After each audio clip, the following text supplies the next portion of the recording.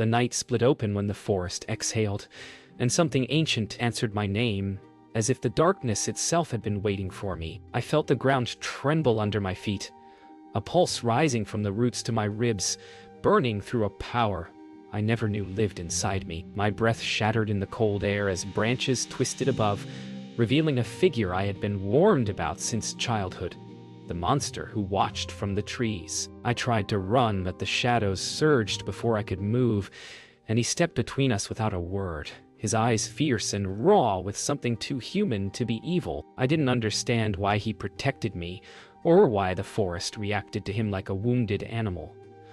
All I knew was that danger had found me, and he was at the center of it, half salvation, half ruin. When the shadows retreated, he turned toward me with that storm-gray stare, and for one breathless heartbeat, I wondered if the true monster wasn't him at all. But the power roaring awake inside, the forest quieted, but my heartbeat didn't. I tried to convince myself he was the danger I had been warned about. The creature whispered through legends meant to keep children far from these trees. Yet the memory of his stance, the way he shielded me without hesitation, gnawed at the edges of every fear I carried. His presence was unsettling, powerful, and unbearably human. I wondered what he saw when he looked at me, why he had risked himself for someone he didn't know, and why my power flared only when he was near. The night felt heavy with secrets, and every breath I took tasted like a truth I wasn't ready to face. I followed the path home in a haze, every step echoing with questions I couldn't silence. The prophecy warned that a monster would rise when my power awakened, and that he would be the one to end me. But the man in the woods had fought to keep me alive, not take my life. My thoughts tangled with each heartbeat, each rustle of leaves. I tried to steady my breath, to push away the image of his eyes burning with quiet pain, as if he carried a burden he never chose. The deeper I walked into the familiar safety of the village path, the more distant that certainty felt. The village lights came into view, warm and humming with life, but they didn't settle the storm inside me. I felt marked somehow, touched by something ancient and unspoken. Every whisper of wind carried his name, and every flicker of flame felt like a warning. If he was the monster, why didn't he strike? If he wasn't, why did he linger in the dark with such haunted eyes? I crossed the threshold of my home, but the forest still clung to me, its shadows curling around my memories like claws I couldn't shake free of. Inside, I lit a single candle, its flame trembling as if it sensed what I brought back with me. The walls felt too close, too quiet, and the weight in my chest grew heavier with each passing second. I replayed the way he had stepped between me and the shadows, the ferocity in his gaze, the scars beneath his torn shirt, hinting at battles fought long before tonight. Something inside me shifted. An ache I didn't understand, threaded with fear and a pull I couldn't deny. Whatever he was, monster or man, our paths were already bound. Morning light did nothing to steady my thoughts. The forest still pulled at me like a half-remembered dream, reminding me of the man who moved through its shadows with such fierce purpose. I left the village quietly, following the path where his footprints had vanished hours before, each step guided by a tension I couldn't name. The deeper I walked, the more signs I found. Broken branches, scorched earth, claw marks sliced into bark. Whatever hunted me last night wasn't done, and neither was he. The evidence led me farther from safety, closer to the truth, and somewhere deep in the rustling silence, I felt him watching, not as a threat, but as a shield waiting for the next blow to fall. The wind shifted, carrying a chill that didn't belong to morning. I felt it before I heard it. A faint whisper like metal dragged across stone, growing louder until the shadows thickened behind me. I turned too slow. The creature struck, a mass of shifting black teeth, glinting like broken glass. Pain shot through my arm as it knocked me hard against a tree. Before I could rise, a blur of dark hair and scars collided with the beast, tearing it away from me. Kale fought with raw brutality, each movement fueled by something deeper than anger. When he stumbled, injured by a slash meant for me, the truth burned through my fear. He wasn't my hunter. He was my shield. The creature dissolved into smoke, but Kale didn't rise right away. He braced one hand against the ground, breath shaking, blood darkening the fabric at his ribs. I took a hesitant step toward him, torn between gratitude and fear. But his eyes snapped up with a warning. I felt more than heard. He didn't want me close, not because he feared me, but because he feared what followed him. The forest settled around us in uneasy quiet, and for a moment we stared at each other through the trembling light. I saw exhaustion in his posture, painting across his face, and something else buried beneath it. A grief so old it felt carved into him. Whatever battles he fought, they were never meant to be witnessed. He rose slowly, movements tight with pain, refusing the help I instinctively offered. A strange anger flared in me. Anger that he risked himself again. Anger that he kept protecting me without explanation. Anger that he carried wounds no one had tended. I demanded to know why he followed me, why he fought for me, why the shadows responded to him like he belonged to them. His jaw tightened, eyes darkening with secrets he refused to release. He told me only that the forest wasn't safe for someone like me, that my power was waking things older than fear. And then he turned away, as if leaving was the only way to keep me alive. But I refused to let him disappear again. I stepped into his path, blocking him as my pulse hammered with defiance and fear. He looked at me then, really looked, and I felt something shift inside the space between us. The air thickened with unspoken truths. I told him I didn't believe he was the monster I'd been warned about. For the first time, his gaze faltered, the hardness slipping enough to reveal a flicker of raw hurt, threaded with longing he tried to bury.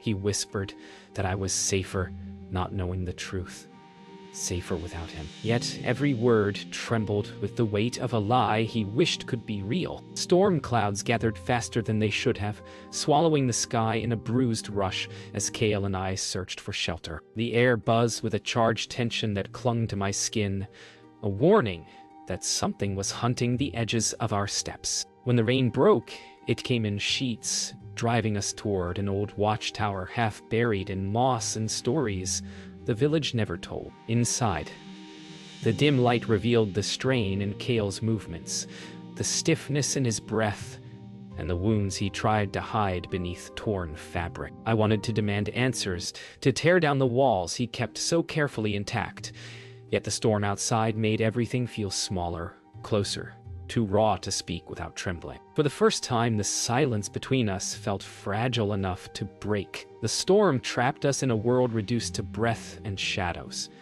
Kale leaned against a wall, trying to mask the pain in his ribs, but the tremor in his jaw betrayed him. Candlelight flickered across his face, softening the sharp lines carved by years of battles I couldn't name. I knelt beside him, ignoring the warning etched into his gaze, and reached toward the wound he tried to hide. The moment my fingers brushed his skin, a spark rushed up my arm, startling us both. His breath hitched, not in fear, but in something far more vulnerable. He whispered that I shouldn't touch him, that it wasn't safe, but his voice cracked in a way that made the words feel like a plea rather than a command. His scars told stories he refused to speak, each mark carved with purpose rather than cruelty. I traced the path of one long line that crossed his chest, and he shuddered as if the memory behind it still lived just beneath the surface. He caught my wrist gently, his touch warm despite the cold air, and he murmured that these wounds were not earned, they were given. I asked who had done this to him, who had marked him with such deliberate brutality. His eyes softened, but not with relief. It was sorrow. He said only that the scars were part of a binding, one he never chose, one he could never escape. The weight of his confession settled heavily between us, a truth delivered in fragments because the full story was too painful to share. The storm rattled the tower windows, but the crackle inside my chest was louder.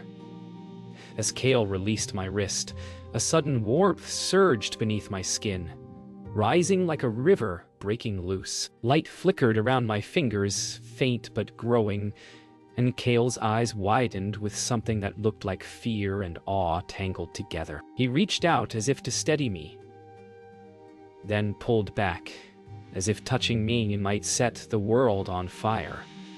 My power pulsed again, golden and trembling, responding not to danger but to him. I felt exposed, unmoored, unsure whether this awakening was mine or something he had ignited simply by being near. He stepped closer, voice low and rough as he told me the truth he'd tried so hard to withhold. He said he couldn't stay away because the moment my power awoke, the forest shifted, and so did the shadows hunting me. He said he felt my fear before he ever saw me, as if something ancient had tied our fates together long before we met. His confession trembled with conflict, each word weighed down by a burden he carried alone. I asked him why he protected me, why he fought as if my life meant more than his own. His answer broke something open in my chest. He whispered that he didn't choose this bond, but he would die before letting me face the darkness alone. Morning crept into the tower in thin silver lines, but the world felt heavier than the storm that had passed. Kale kept his distance, pacing the cracked stone floor with restless tension, as if wrestling with a truth too sharp to speak. I stepped outside, needing air, but the forest met me with a silence that didn't feel natural. The branches hung low, heavy with warning, and the earth hummed like a heartbeat pressed against mine. When Kale joined me, his voice was quiet, almost resigned. He said the prophecy I grew up fearing wasn't the full story, that the elders had hidden the part that mattered, and that everything hunting us now was older than any legend I'd ever heard. His words struck like cold water, and suddenly the shadows in the trees felt closer than ever. We walked deeper into the woods, following the hum in the air that grew stronger with each step. Kale explained that the prophecy didn't speak of a monster rising to kill me, but of a power rising within me that could tear the realms apart if left uncontrolled. The monster the villagers feared wasn't him. It was the Shadow Legion, born from the same ancient force that now stirred my magic awake. His voice carried a grieved softness when he admitted he had been bound to me the day I was born, marked as my protector through an oath carved into his skin. I felt the truth settle in my bones like a cold flame. He never hunted me. He guarded me from the moment fate tied us together. We stopped at a clearing circled by stone ruins, their surfaces carved with symbols older than language. As I touched the markings, a flicker of golden light sparked beneath my fingertips. Kale tensed, ready to pull me away, but I shook my head and pressed my palm firmly against the stone. Images burst behind my eyes, shadows rising, light fracturing. Kale kneeling as the scars were burned into him while I cried as an infant in someone else's arms. My breath caught as the visions faded. I turned to Kale, realizing he had endured agony meant the binding wasn't protection.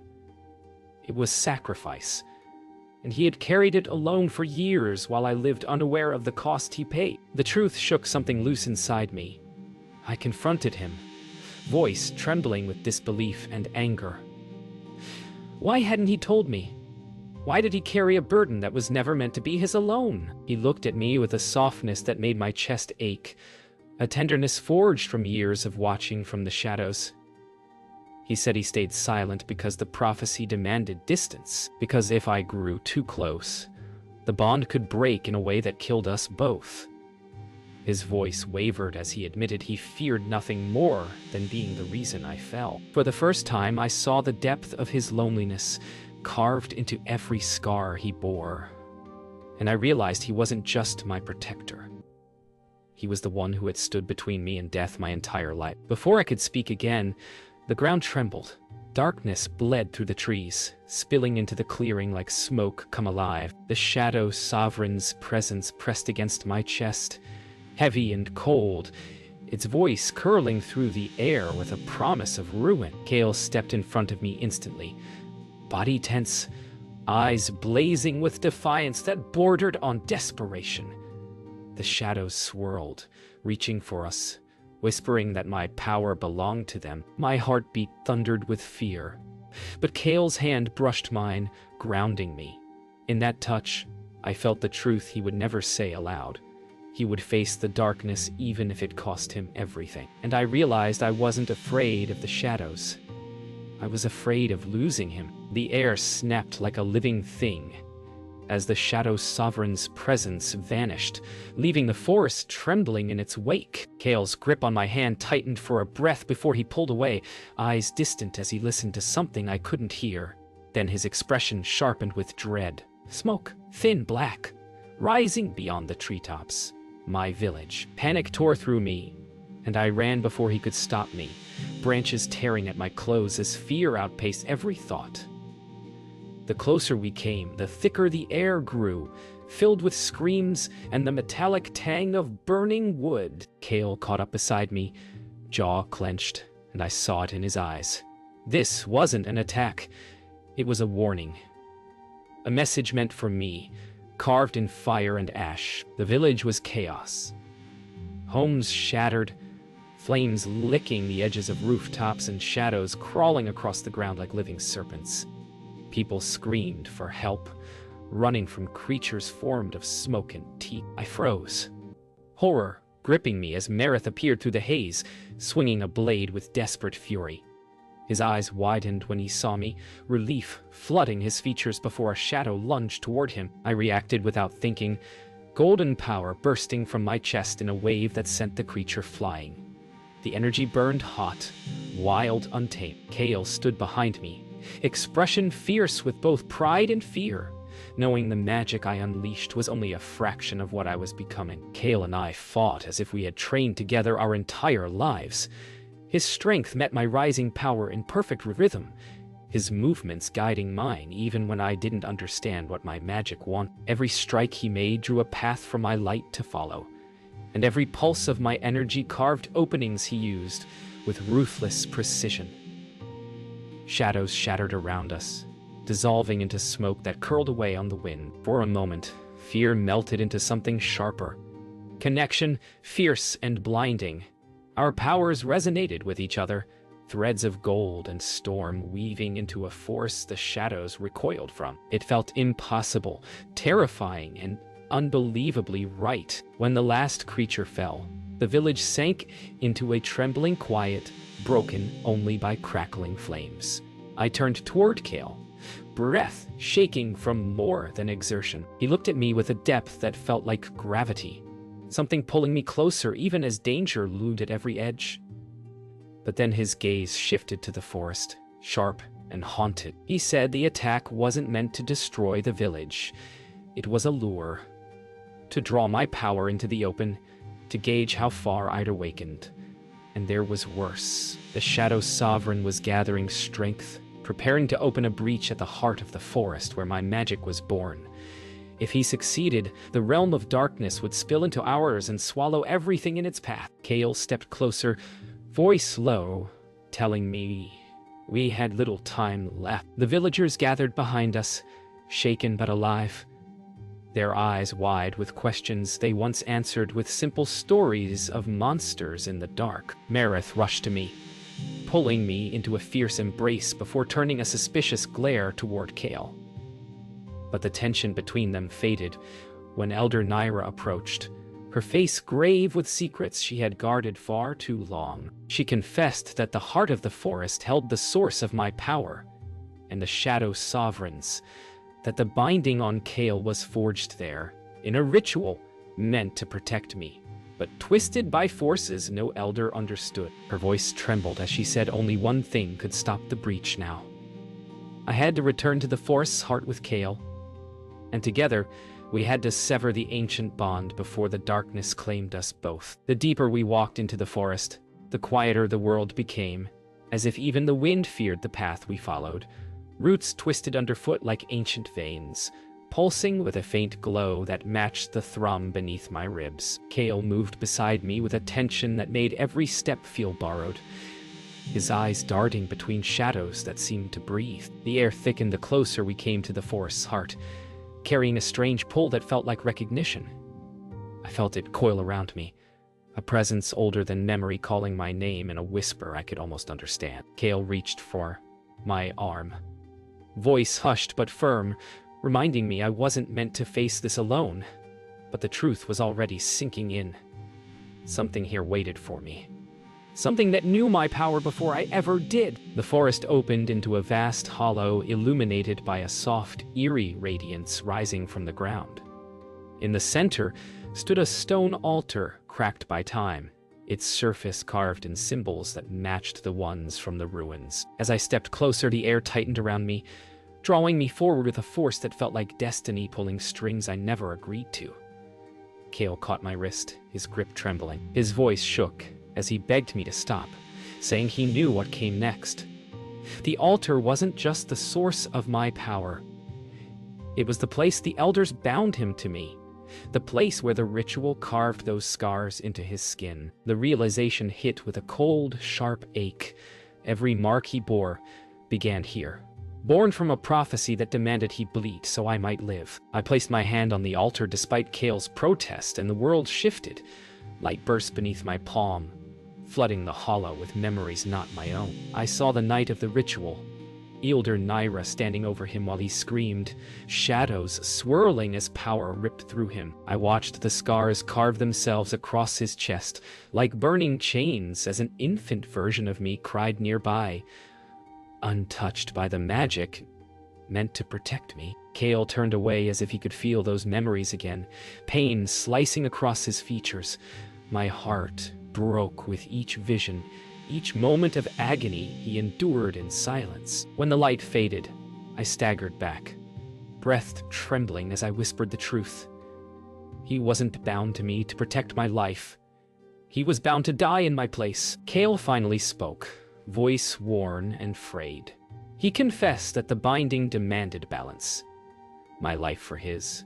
Every time he saved me, the scars burned deeper, tightening their hold until one day they would claim him completely. He said he accepted it long ago, that protecting me was worth any price. But I saw the truth in his eyes. He hadn't accepted anything. He simply believed he had no choice. Rage surged through me, not at him, but at the fate carved into his skin without mercy. My power rose with it, golden light spiraling around my hands.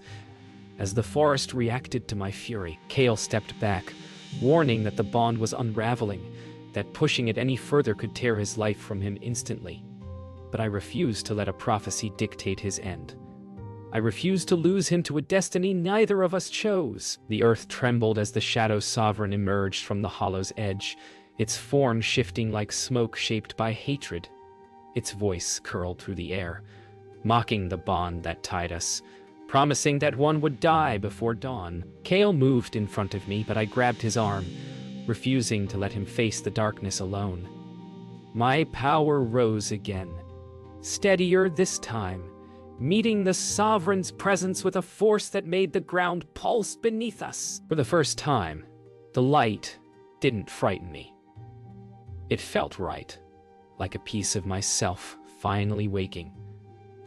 Kale looked at me with a mixture of awe and fear, knowing what I was about to do. I whispered that if the bond was forged together, then only together could we break it. His hand closed over mine, warm and steady, as the forest erupted with the light of our joined power. The world exploded in light as our joined power surged outward, slamming into the Shadow Sovereign with a force that shook the ancient hollow. The creature recoiled, its form rippling like smoke torn by wind, yet its laughter curled through the air like poison. I felt the bond between Kale and me tighten until it throbbed like a living pulse under my skin, pulling at my magic, pulling at his life. Kale staggered, the scars across his torso glowing white-hot as if trying to rip him away from me. I caught him before he fell, refusing to let fate claim him while darkness gathered its strength again. The Sovereign rose taller, its shape stretching into something monstrous, its voice promising that one life would end here. But I had made my choice. I would face whatever this prophecy demanded, so long as it wasn't Kale's death. Kale tried to push me back, insisting the bond was killing him faster each time I reached for my power, but I could see the lie in his eyes. He didn't fear dying. He feared leaving me alone. The Sovereign's shadows struck again, slamming into us with crushing force. Kale shielded me, his body taking the brunt of the blow, a broken gasp escaping him as he fell to one knee. Rage ignited inside me, fierce and blinding, and golden light burst from my hands in a wave that tore a hole through the creature's chest. But it reformed instantly, its voice whispering that my power belonged to it. My heartbeat thundered with a clarity sharp enough to cut through doubt. I wouldn't let the darkness take him. I wouldn't let fate decide who lived and who didn't. Not anymore. The Sovereign lunged, faster and more violent than before, and instinct pulled Kale and me together. Our hands met, the bond slamming into place with a force that rattled my bones. Light erupted from our joined grip, spiraling upward in ribbons that merged with the glowing roots beneath our feet. The forest responded to us, branches bending inward, roots trembling, the ground pulsing like a living heartbeat. Kale's breath hitched as the scars across his body flared bright, each one stretching and twisting like it was being rewritten from the inside. I realized then that the bond could be broken, but not by tearing it apart. It had to be remade, reforged by choice, not sacrifice. Kale met my gaze, fear and hope clashing in his eyes, and I whispered the truth neither of us had dared speak. We would end this together. The ground split open beneath the Sovereign as our power surged, light and storm fusing into a force that shook the hollow to its core. The creature shrieked, lashing out with tendrils of black smoke that clawed at our skin, but Kale stepped in front of me, anchoring our power with a steadiness born from every wound he had survived. I poured everything into the bond. Fear, hope, fury, love, letting it thread through Kale until the scars on his body shifted, glowing brighter and brighter, before shattering into embers of light that rose like fireflies. He gasped, staggered, and for a moment I feared we had broken him instead of the bond. But then he straightened, breathless and alive, the chains of prophecy melting away. Together we raised our hands, and the Sovereign let out a final scream as our light tore through its core, scattering it into nothing. Silence fell so suddenly it felt like the world exhaled after holding its breath for centuries. The hollow glowed softly, no longer heavy with fear, but warm with something new. Freedom. Kale swayed, exhaustion pulling at him, and I caught him before he could fall. His eyes met mine with a softness I had never seen. Unburdened, at last. No binding pulling at his life. No prophecy demanding his blood. For the first time, he was simply Kale. And I was simply the girl who refused to let him die. When he whispered my name, it felt like a beginning rather than an ending. The forest pulsed gently around us, a quiet promise that the darkness was gone. I rested my forehead against his, breathing in the truth we had fought so hard for. Whatever came next, we would face it side by side, bound not by fate, but by choice.